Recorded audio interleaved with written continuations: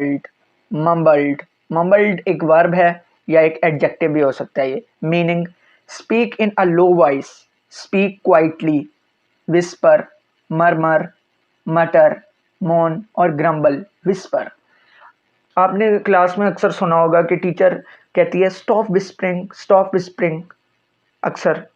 तो जब बच्चे बहुत हल्की आवाज़ में बोल रहे होते हैं तो वहाँ वो मम्बल कहलाता है।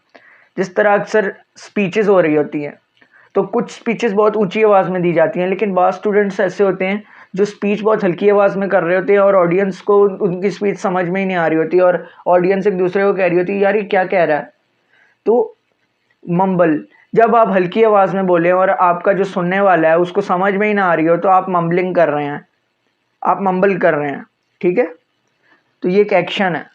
Antonyms shout, cry, scream. जब आप ऊंची आवाज़ में चीखेंगे तो आप ये इसका ऑपोजिट ही हो जाएगा ना, ये इसका एंटोनिम हो जाएगा, क्योंकि मम्बल का मीनिंग है बहुत स्लो आवाज़ में बोलना। Sentence 1, despite his best efforts John's nervousness caused him to mumble his words leaving his speech barely audible to the audience. Means John nervous था और नर्वसनेस में उसने इतनी हल्की आवाज़ में स्पीच दी कि उसकी ऑडियंस बहुत मुश्किल से उसकी स्पीच को समझ पा रही थी। Sentence 2, he would mumble incoherently under his breath, making it difficult for anyone to understand what he was saying. Means वो इतनी हल्की आवाज़ में कंटिन्यूसली बोले जा रहा था कि किसी के लिए भी ये मुमकिन नहीं था कि वो उसका मैसेज को इंटरप्रेट कर सके, उसके मैसेज को समझ सके।